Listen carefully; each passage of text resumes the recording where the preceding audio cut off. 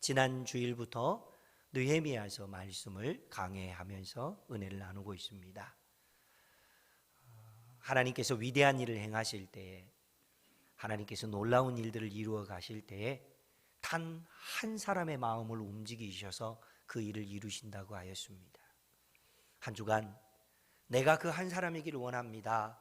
나에게 꿈이 있고 나에게 희망이 있어서 그 하나님의 뜻을 이루어드리며 살아갈 수 있도록 도와주십시오라고 기도하셨다면, 오늘 주님께서 새롭게 주신 하나님의 말씀을 통하여서는 능력을 경험하는 귀한 시간 되시기를 주의 이름으로 축원합니다. 목사님께서 집에 예쁜 앵무새를 키우고 계셨답니다. 그 소식을 듣고 있었던 교회 한 성도께서도 나도 예쁜 앵무새를 키우고 싶다 해서 시장에 가서 앵무새를 사왔습니다. 그런데 이 앵무새 때문에 성도가 늘 민망하고 창피한 일을 당했는데, 이유인즉슨 이 앵무새가 집에 손님이 왔다 가려고 하면은 꼭 이렇게 말하는 겁니다. 키스해 주세요.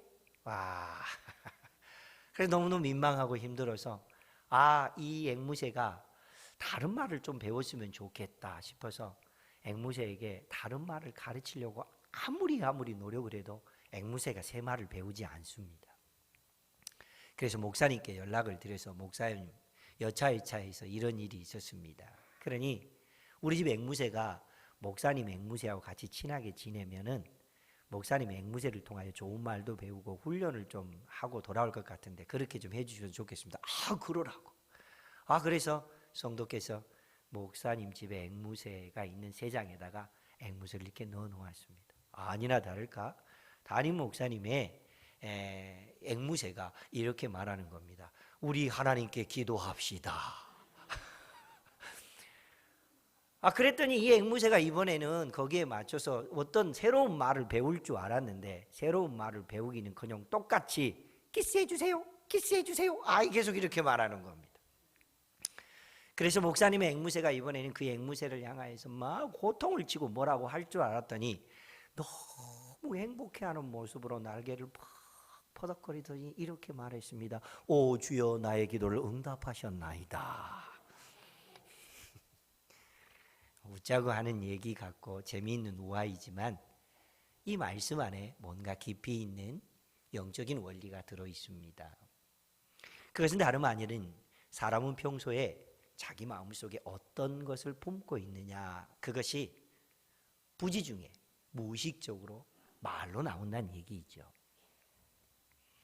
뿐만 아니라 그리스도인들은, 하나님을 믿는 믿음의 사람들은 평소에 내 마음속에 어떤 마음을 품고 있느냐에 따라서 그것이 기도의 제목이 되기도 하고 하나님과 깊은 교제와 사귐이 되기도 하며, 그것을 통하여서 하나님의 위대하신 은혜를 맛보는 사람이 되어 구원의 은총을 입게 되기도 합니다.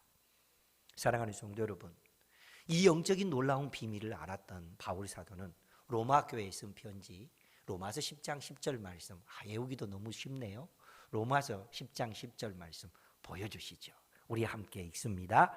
사람이 마음으로 믿어 의에 이르고 입으로 시인하여 구원에 이르느니라. 할렐루야. 마음속에 무엇을 품고 사느냐에 따라서 그것이 내 입술의 말이 되기도 하고 내 기도의 제목이 되기도 하고, 그 일을 통하여 하나님의 구원을 힘입는 놀라운 일들이 있음을 기억하면서 믿음으로 살아갈 수 있기를 주의 이름으로 축복합니다.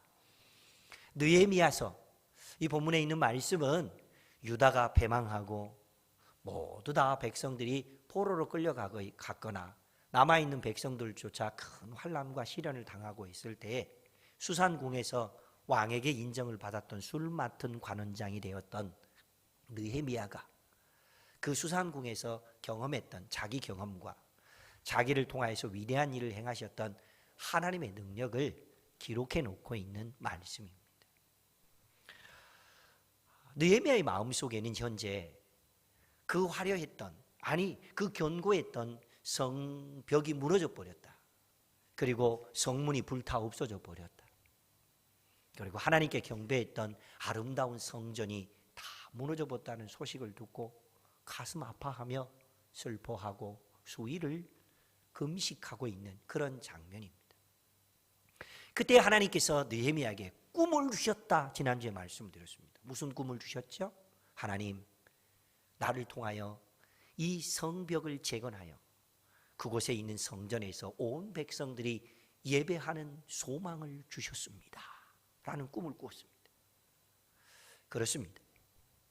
하나님의 백성들, 그들이 하나님이 기뻐하는 예배자가 되고 믿음으로 살아가면 하나님이 주시는 형통의 복이 임하지만은 그들이 범죄하고 하나님의 영광에서 멀어지며 오늘 느헤미야가 고백하고 있는 대로 모세로부터 전해지는 율법과 규례와 율례를 어기게 되면 그들이 멸망하게 되고 땅도 피폐하게 되고 땅에 사는 짐승들도 고난을 당한다라고 하는 것이 성경에 우리에게 허락하고 있는 약속의 말씀입니다.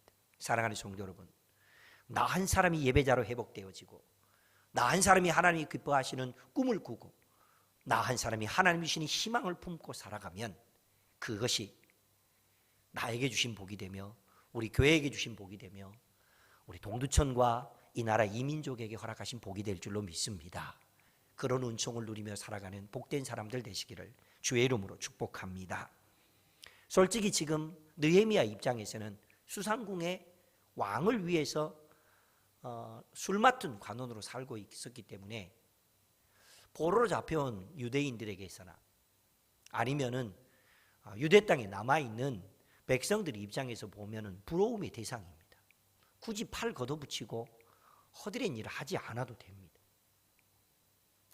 그렇지만은 그는 하나님의 성전이 무너지고 하나님의 영광이 떠나버렸다는 이 안타까운 소식을 듣고 난 다음에 왕 앞에 나아가기를 마음에 작정을 합니다. 그 모습이 희생을 각오하는 모습이며 자기 인생을 거는 모습입니다. 따라해 봅니다. 희생을 각오하자. 자기 인생을 걸어보자.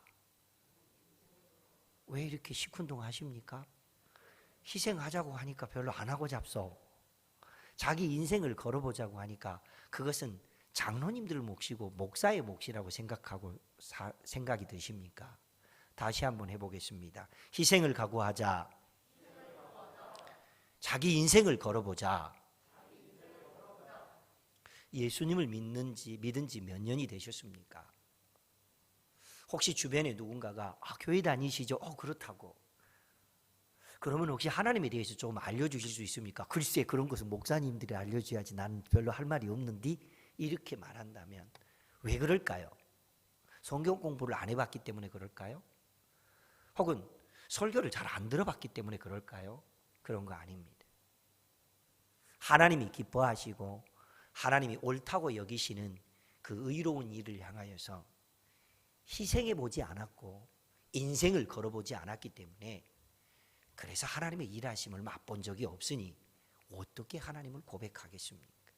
어떻게 하나님을 알려줄 수 있겠습니까? 우리 중에 혹자는 이런 말을 합니다. 아이고 그냥 기도나 좀 해주십시오. 저는 할 줄 아는 게 별로 없으니 저 뒤에 앉아서 기도나 좀 하겠습니다. 되게 겸손한 말 같지요? 땡! 틀렸습니다. 겸손한 말이 아니고 그 말은 하나님 앞에서 기도해보고 위대하신 하나님을 경험해보지 못한 사람들이 하는 나약한 말입니다. 여러분, 역사는 하나님이 움직이신다. 동의하시죠? 그러면 그 하나님의 손을 움직이는 것은 무엇이 움직이게 합니까? 역사는 하나님이 움직이시지만 그 역사를 움직이시는 하나님의 손을 움직이게 하는 것은 기도인 줄로 믿습니다. 기도하는 사람들의 믿음이 되는 줄로 믿습니다. 우리는 성경을 통하여서 기도하는 사람들이 기도했을 때 하나님의 손이 움직이시는 것을 너무 많이 보지 않습니까? 모세가 홍해 앞에서 기도할 때에 하나님께서 그 손으로 홍해를 가르셨습니다. 요셉이 감옥 속에 고단중에 있을 때 하나님 앞에 기도할 때에 그를 애굽의 총리가 되게 하신 것은 하나님의 손이었습니다. 베드로가 바울이 옥중에 갇혀 있을 때에 하나님 앞에 기도할 때에 하나님께서 옥문을 열어주시기도 하시고 천사를 보내서 그들을 구출하게 해주셨습니다. 하나님의 손이 그들과 함께해 주셨습니다. 이런 놀라운 은총을 경험할 수 있는 믿음의 사람들 되시기를 주의 이름으로 축복합니다.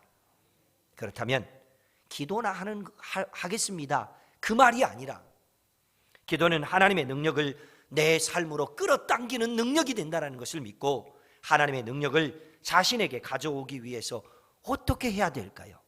오늘 본문 말씀에 기초하여서 그 영적인 원리를 찾아가 보는 귀한 시간이 되었으면 좋겠습니다. 그래서 말씀의 종목을 능력을 경험하려면, 좀 더 구체적으로 하나님의 능력을 경험하려면 어떻게 해야 될까? 그 첫 번째, 이렇게 하면 됩니다. 다 같이 읽습니다. 시작. 대상을 바로 알고 기도해야 한다. 따라해 봅니다. 기도의 대상을 바로 알자. 네, 우리가 기도하는 기도의 대상이 누구입니까? 오늘 느헤미야는 오늘 본문 5절 말씀에 그 하나님을 이렇게 고백합니다. 하늘의 하나님, 크고 두려우신 하나님이여. 그렇습니다. 우리가 믿는 하나님은 하늘의 하나님 여호와이시며 크고 두려우신 하나님입니다. 이 말은 단순히 그냥 느헤미야가 독백을 하는 것이 아니라 그 위대한 일을 행하실 하늘의 하나님, 살아계신 하나님, 크신 하나님을 바라보면서 몸부림치며 기도하고 있는 그런 기도의 내용이며, 그 기도를 들으실 하나님을 향하여 온전히 자신의 인생을 내걸고 있는 그런 모습입니다. 여러분, 사람들은 기도 그러면은 되게 사람들을, 주변에 있는 사람들을 많이 의식합니다. 특별히 대표 기도를 하라고 그러면은 막 좋은 문장을 어떻게 하면 찾아낼까, 그것을 궁리합니다. 아닙니다. 좀 문법이 어눌해도 괜찮습니다. 했던 말 또 반복하고 그래도 괜찮습니다. 너무 고단하고 힘들어서 몸을 단장할 겨를도 없이 새벽 예배 나왔는데 머리에 까치집 지어 있어도 괜찮습니다. 주님 앞에 단정한 옷을 입고 와야 하는데 좀 남루하고 죄송합니다, 몸빼 바지 입고 와서 예배하면 주님이 우리의 기도를 안 들으십니까? 아니잖아요. 하나님은 크신 하나님을 바라보고 위대하신 하나님을 바라보며 기도하면 우리의 기도를 들으시고 우리와 함께해 주실 줄로 믿습니다. 느헤미야는 이렇게 기도하고 있지 않습니까? 하나님만이 이 백성의 고통을 아시고 하나님만이 이 나라의 아픔을 아시오니 하나님만이 이 문제를 해결해 주실 줄로 믿습니다. 이것이 느헤미야의 기도였습니다. 제가 처음 교회에 부임했지 않습니까? 오자마자 한 권사님께서 쓰러지셔서도 장례를 치루었습니다. 그랬더니 우리 교회 장로님들께서 저보고 이렇게 말씀하시는 거죠. 목사님, 내일부터 새벽 기도 하실 거죠? 그러니까 해야죠. 그래서 저는 그 뒷날, 부임한 그 뒷날 새벽 예배를 시작하면 1층 예배실이 꽉 찰 줄 알았습니다. 그도 그럴 것이 담임 목사님께서 1년 넘게 예배당을 비우셨지요. 또 교회에는 큰 위기가 있었고 어려운 일들이 있었기 때문에 기도하자고 그러면은 막 바글바글 할 줄 알았습니다. 웬걸요? 2분 와서 앉아 계시더군요. 저는 그때 아직 이사를 오지 않아서 양주에서 시간 맞춰서 새벽같이 차를 타고 막 쌩쌩거리며 달려오면서 흥분된 마음으로 들어왔습니다. 예배당 문을 확 열고 들어오면 성도들이 막 뜨겁게 기도하면서 왕왕왕왕왕 이런 분위기가 될 줄 알았는데 문 열고 들어갈 때 쌩 해갖고 너무너무 추운데 2분 딸랑 앉아 계시고, 한 분은 벽에 붙어져 있는 온풍기 밑, 열풍기 밑에, 한 사람은 저 뒤에 창문 옆에, 한 권사님과 청년 한 사람, 2사람이 앉아서 기도를 준비하고 있었습니다. 제가 그때 무슨 말씀을 했는 줄 아십니까? 그때 제가 이렇게 말씀드렸습니다. 문제보다 크신 하나님이 우리 편입니다. 할렐루야. 그 하나님께 소망을 두며 기도하겠고, 저도 역시 처음에는 에게 딸랑 2사람 그 마음이 있었지만 지금까지 쉬지 않고 새벽을 깨워 기도할 수 있었던 이유는 우리의 환경과 처지는 연약할지라도 위대하신 하나님이 우리와 함께 하십니다. 그 소망을 놓치지 않았기 때문에 기도할 수 있었습니다. 그렇습니다. 하나님을 바로 알고 기도하면 그 하나님이 우리와 함께 하십니다. 그런데 무슨 일 좀 해보자고 하면은 어쩌면 그렇게 안 되거나 어렵거나 할 수 없는 조건들을 그렇게 어떻게도 잘 찾아내는지 모릅니다. 환경이 이러니까 안 됩니다. 시대가 어려우니까 안 됩니다. 우리 교회에는 일할 만한 젊은 일꾼들이나 특별한 전문성을 가진 사람들이 없으니까 안 됩니다. 우리 교회는 돈이 없으니까 안 됩니다. 여러분, 우리가 하는 게 아니고 우리가 기도하면 위대하신 하나님, 크신 하나님께서 우리와 함께해 주실 줄로 믿습니다. 그 하나님께 소망을 두며 살아갈 수 있기를 주의 이름으로 축복합니다. 알렉산더 왕, 누군지 잘 모르지만 들어봄직한 사람이죠. 지중해 패권을 장악하면서 그리스 왕국, 헬라 제국을 세워낸 위대한 왕이었기에 그는 그냥 왕이라고 하지 않고 대왕이라는 칭호를 붙입니다. 정복 사업을 하면서 참 많은 전쟁을 치르고서 여러 일들을 했지만은 어느 정도 나라가 평정이 되고 젊은 나이인 33살에 그 놀라운 일들을 했거든요. 그리고 부하의 신하들을 불러놓고는 제군들, 그동안 정복 사업을 이루어내느라고 몹시들 모두 수고하였네. 곰곰이 생각해보니 내가 제군들에게 뭔가 해주고 싶은 마음이 있는데 각 사람 한 가지의 소원만 다 얘기하면 내가 들어주겠네. 그랬더니 한 신하가 마치 기다렸다는 듯이 왕이시여, 내가 그동안 전쟁을 하느라고 가족들과 따뜻하고 오붓한 시간을 보내본 적이 없으니 한 달 만에 휴가를 주시옵소서. 그렇게 하라고. 두 번째 신하가 왕이시여, 저는 전쟁터에서 많은 공을 세웠지만은 내가 고향 땅에 가서 살 때에 이 집이 왕이 주신 집이라고 그렇게 알리고 싶습니다. 중성에 보답하여서 나에게 집을 한 채 지어주십시오. 그러니까 그렇게 하라고 집 한 채를 지어줬습니다. 세 번째 신하는 왕이시여, 제가 젊은 나이에 왕을 따르느라고 아직 결혼을 하지 못했는데 저에게 예쁜 아내 3명만 주십시오. 한 명도 힘든데 왜 3명을 달라고 그랬는지 모르겠습니다. 그랬더니 왕이 그러라고. 네 번째 댄이라고 하는 신하가 이렇게 왕에게 말했습니다. 왕이시여, 왕이 위대한 일을 행하는 모습을 보았습니다. 정복 사업을 했던 많은 나라들 중에서 나도 왕처럼 멋진 나라를 만들고 싶으니 나라를 하나 나에게 주십시오. 이렇게 말했던 겁니다. 알렉산더 대왕이 호탕하게 웃으면서 이렇게 말했습니다. 너는 내가 나라라도 하나 떼어줄 수 있는 그런 왕이라고 생각하느냐? 좋다, 떼어주마 말했다. 여러분, 왕도 자기를 큰 왕으로 인정하고 위대한 왕으로 인정하면 자기가 해줄 수 있는 거 아낌없이 다 해줍니다. 하물며 천지를 지으신 창조주 하나님을 위대한 하나님으로 우리가 믿고 크신 하나님으로 믿고 기도하면 그 하나님께서 우리에게 어떻게 하시겠습니까? 그렇습니다. 기도의 대상을 바로 정하고 하나님께 삶의 모든 것을 걸고 주님께 나아가면 우리의 꿈이 달라집니다. 우리의 비전이 달라집니다. 우리의 인생이 달라집니다. 이런 은총을 누리며 살아갈 수 있기를 주의 이름으로 축복합니다. 그래서 예레미야 선지자는 이 영적인 비밀을 알았기 때문에 예레미야 33장 3절, 이번에도 외우기 쉬운 구절이네요. 로마서 10장 10절, 예레미야 33장 3절 보여주시죠. 다 같이 함께 읽습니다. 시작. 너는 내게 부르짖으라. 내가 내게 응답하겠고 네가 알지 못하는 크고 비밀한 일을 내게 보이리라. 이 약속을 믿고 위대하신 하나님께 소망을 걸고 살아가는 저와 여러분들 되시기를 주의 이름으로 축복합니다. 두 번째, 우리는 이렇게 해야 하나님의 위대하신 능력을 경험하게 됩니다. 보여주시죠. 함께 읽습니다. 자신을 알면 기도가 진실해진다. 자, 따라해 보겠습니다. 내가 어떤 사람인지 알자. 그렇죠. 내가 어떤 사람인지 알아야죠. 오늘 본문 말씀 6절과 7절에 의하면 느헤미야는 하늘의 하나님 앞에서 나와 우리 아버지 집이 범죄했습니다, 하나님 앞에서 악을 행했습니다 라고 자신이 죄인인 것을 고백하는 모습이 나와 있습니다. 그런데 우리 중에 사람들은 어떤 마음을 가지고 삽니까? 나는 꽤 괜찮은 사람입니다. 나만큼 이 땅에 의로운 사람이 없습니다. 이 땅에 어려운 일이 생긴 것은 다 정치인들이 잘못했기 때문에 그러고 지도자들이 잘못했기 때문에 그럽니다라고 다 남탓만 하며 삽니다. 중요한 것은 하나님 앞에 내가 어떤 존재인가를 인정하고 알아야 됩니다. 존 화이트라고 하는 선교사님이 있었습니다.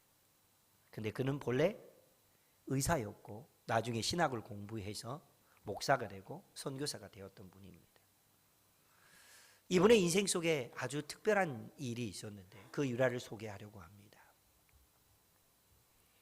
대학에서 의학을 공부하고 있는데 갑자기 너무 궁금하고 급하게 지도 교수님을 만나야만 하는 그런 위급한 상황이 되어서 지도 교수님이 진료하고 있는 병동으로 뛰어갔습니다. 가서 보았더니 굉장히 많은 사람들이 병실 앞에 이렇게 줄 서 있습니다.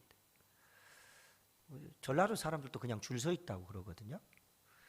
그리고 경기도 사람들도 그냥 줄 서 있다고 하는데 경상도 사람들은 줄 서 있는 것을 이렇게 말하다군요. 나래비 섰다. 굉장히 많은 사람이 줄 서 있습니다. 그래서 간호사에게 가서 자초지종을 얘기했습니다. 내가 급히 지도 교수님을 좀 만나야 할 일이 있습니다. 그랬더니 어서 들어오시죠. 그럴 줄 알았죠? 간호사가 호통을 치면서 이렇게 말합니다. 아니, 이렇게 줄 많은 사람들이 줄 서 있는 것 안 보입니까?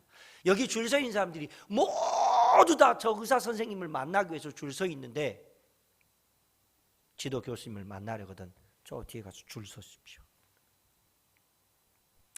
하도 간호사가 호통을 치는 바람에 얼떨결에 가서 줄 서 있는데 굉장히 창피하더랍니다. 이유인즉슨 그 지도 교수님이 다름이 아닌 성병 전문이었거든요.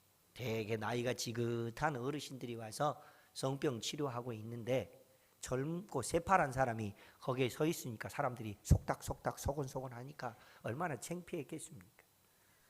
그런데 그때 하나님의 은혜가 그 마음속에 강같이 흘러 들어왔습니다. 예수님께서도 세례 요한에게 세례를 받으실 때에 줄 서서 세례를 받으셨는데 내 죄를 위해서 십자가에 못 박히신 예수님은 사람들로부터 조롱을 받고 침뱉음을 당하면서도 그 일을 감당했는데 내가 뭐라고?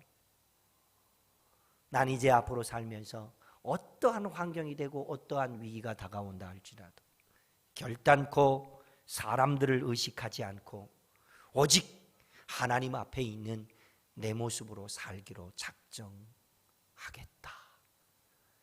그랬던 그를 통하여서 하나님의 위대하신 일들이 이루어진 것을 보게 됩니다.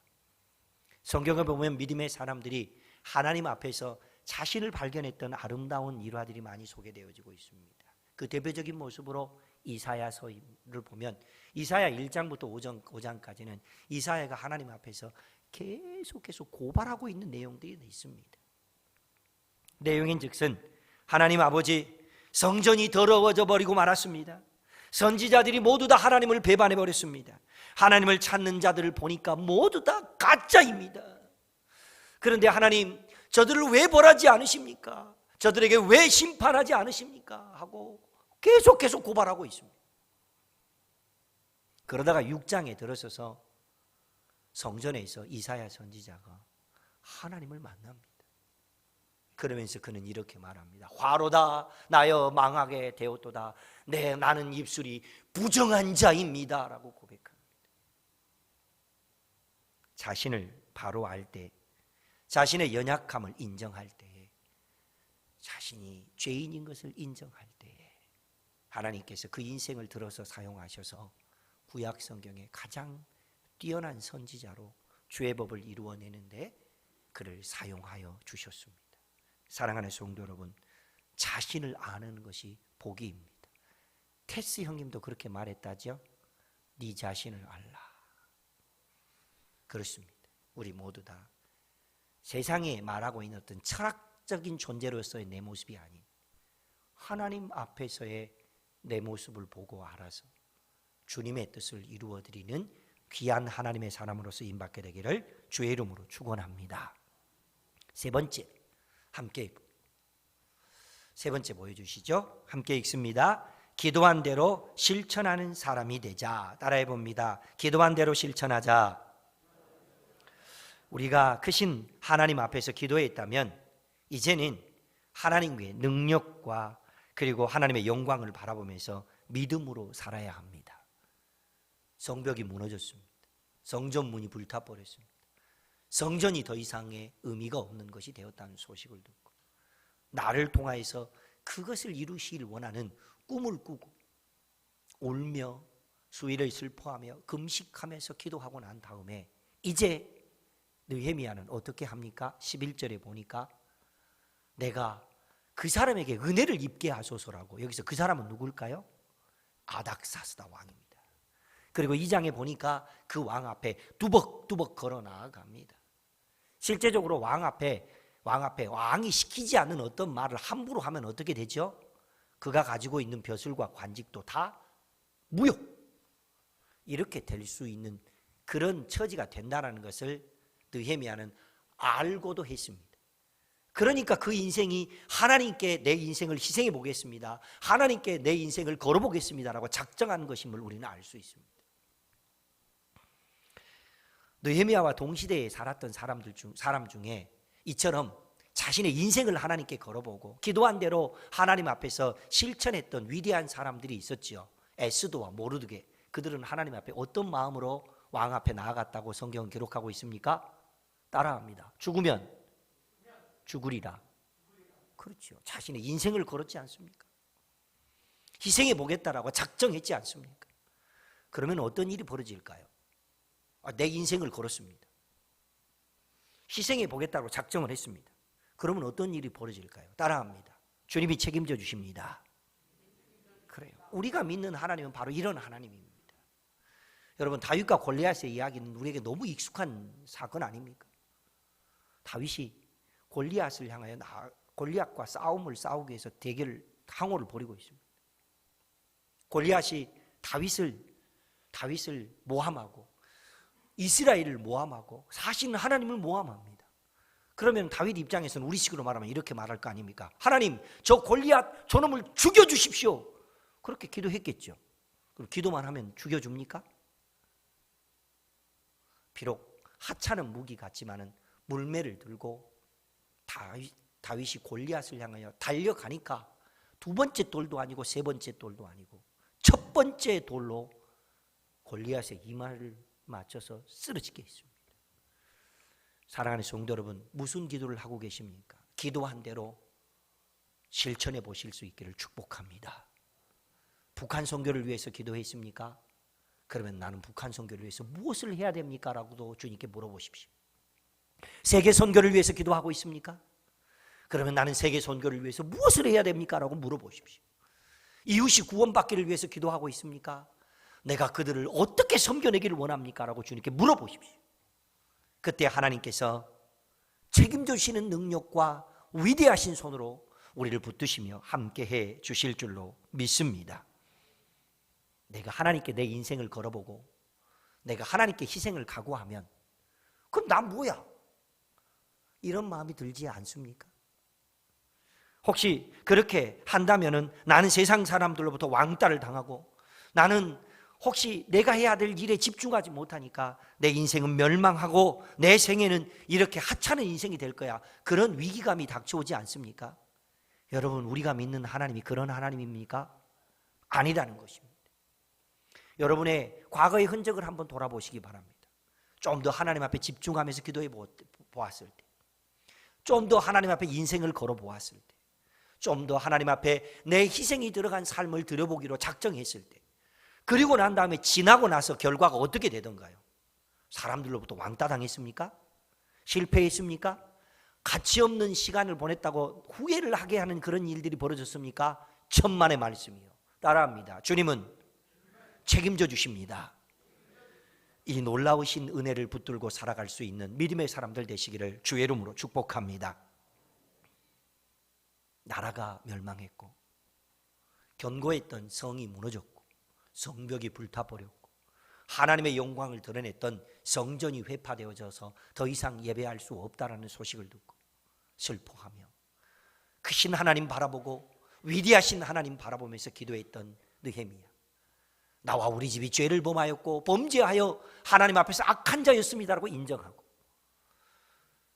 왕 앞에 내가 나아갈 때 은혜를 입게 하소서, 형통케 하소서라고 뚜벅뚜벅 걸음을 걸어 나아갈 때 책임져 주신 하나님께서 그의 인생을 복되게 해주셨다면, 새벽을 깨워 기도하고 위대하신 하나님께 삶의 소망을 걸고 믿음으로 살아간다면 하나님께서 나도, 우리 교회도, 여러분도 책임져 주실 줄로 믿습니다. 이 놀라운 은총을 붙들고 믿음으로 살아갈 수 있는 하나님의 사람들 되시기를 주의 이름으로 축복합니다. 하나님의 손이 나와 함께 하셨고 나를 도우셨고 나를 책임져 주셨다. 이 놀라운 신앙을 고백을 할 수 있는 느헤미야처럼 우리도 그렇게 고백하며 살아가는 축복의 주인공 하나님의 사람들 되시기를 주의 이름으로 축원합니다. 지난주부터 설교를 듣고 난 다음에 기도 제목을 이제는 알려드리지 않습니다.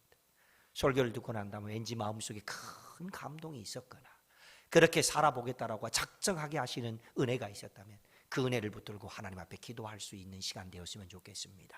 주의 이름을 부르며 2분 정도 하나님 앞에 기도하며 나아갑니다.